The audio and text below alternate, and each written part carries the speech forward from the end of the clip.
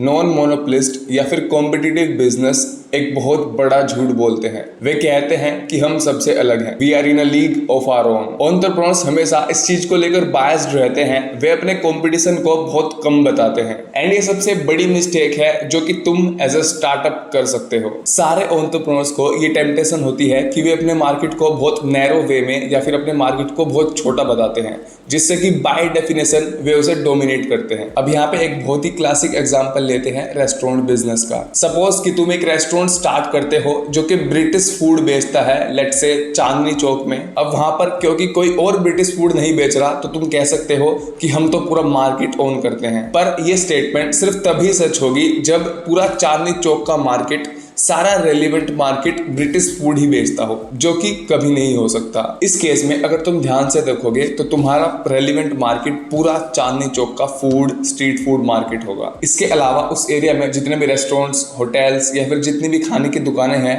वे सभी तुम्हारे relevant market के अंडर आएंगी। ये सभी बहुत ही हार्ड क्वेश्चन है, पर जो सबसे बड़ी प्रॉब्लम है वो ये है कि तुम्हें इंसेंटिव है कि तुम इन क्वेश्चंस को ना पूछो। हर बार जब तुम ये सुनते हो कि हर एक नया रेस्टोरेंट जो खुलता है वो खुलने के सिर्फ 1 या 2 साल के अंदर फेल हो जाता है और बंद हो जाता है, तो तुम्हारी इंस्टिंक्ट होगी कि तुम एक ऐसी स्टोरी लेके आओ कि तुम्हारा बिजनेस कैसे अलग है या फिर तुम्हारा रेस्टोरेंट कैसे अलग है। तुम अपना बहुत सारा टाइम लोगों को ये समझाने में, लोगों को ये कन्विंस करने में वेस्ट कर रहे होगे कि तुम्हारा बिजनेस कैसे एक्सेप्शनल है, तुम्हारा रेस्टोरेंट कैसे अलग है, जबकि तुम्हें ये सारा टाइम इस चीज में लगाना चाहिए, ये सोचने में लगाना चाहिए कि क्या ये सच है, कि क्या तुम्हारा बिजनेस, तुम्हारा रेस्टोरेंट सच में सबसे अलग है, सबसे एक्सेप्शनल है। ऐसे टाइम पर तुम्हारे लिए ऑफ कोर्स ये सबसे बेटर रहेगा कि तुम कुछ टाइम के लिए रुको और बैठो और सीरियसली ये कंसिडर करो, ये सोचो, इस पे ध्यान लगाओ एंड ध्यान से ये सोचो, ध्यान से ये एनालाइज करो कि क्या एक्चुअल में ऐसे लोग हैं जो सच में ब्रिटिश फूड खाना चाहते हैं। एंड ऐसा बिल्कुल हो सकता है कि ऐसे लोग जिन्हें ब्रिटिश फूड चाहिए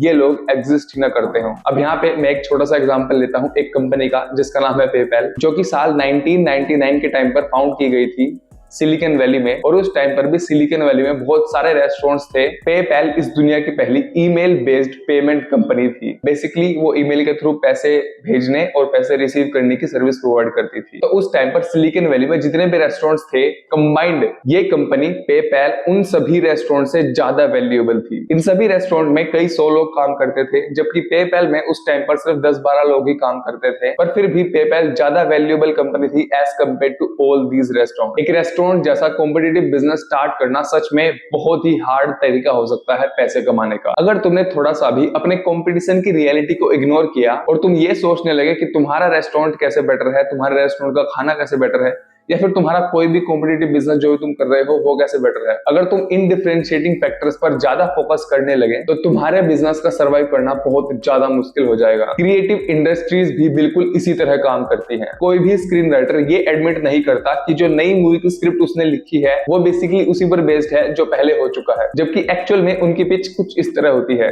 वे कुछ इस तरह से पिच करते हैं कि ये मूवी बहुत सारे एक्साइटिंग एलिमेंट्स को कंबाइन करेगी, वो भी बिल्कुल डिफरेंट तरीके से, बिल्कुल नए तरीके से, जो कि ऑफ कोर्स कई बार सच भी हो सकता है। नॉन मोनोपोलिस्ट या फिर सारे के सारे कॉम्पिटिटिव बिजनेसेस अपने डिस्टिंक्शन को बहुत बढ़ा चढ़ाकर बताते हैं, अपने यूनिक फीचर्स को बहुत बढ़ा चढ़ाकर बताते हैं, जबकि मोनोपोलिस्ट यानी कि सारे के सारे मोनोपोली बिजनेसेस कुछ इस तरह से बात करते हैं कि वे कितने ज्यादा बड़े कंपटीशन से घिरे हुए हैं। और तुम इस चीज का अंदाजा इस बात से लगा सकते हो, वो बात जो एक बार गूगल के चेयरमैन ने कही थी, we face an extremely competitive landscape in which consumers have a multitude of options to access information. उनके कहने का मतलब है कि वे बहुत ज्यादा कंपटीशन फेस करते हैं जहां पर कंज्यूमर्स के पास बहुत सारे ऑप्शंस हैं इंफॉर्मेशन को एक्सेस करने के। और अगर इसे पीआर की लैंग्वेज में कन्वर्ट कर दें तो ये कुछ इस तरह होगा, Google is a small fish in a big pond, we could be swallowed whole at any time, we are not the monopoly that the government is looking for। मतलब गूगल एक बहुत बड़े तालाब में एक छोटी सी मछली है जिसे कि कभी भी कोई भी पूरा खा सकता है। एंड गूगल वो मोनोपोली नहीं है जिसे गवर्नमेंट ढूंढ रही है। और इन सब चीजों से क्लियर हो जाता है कि कितना बड़ा कॉन्ट्रास्ट है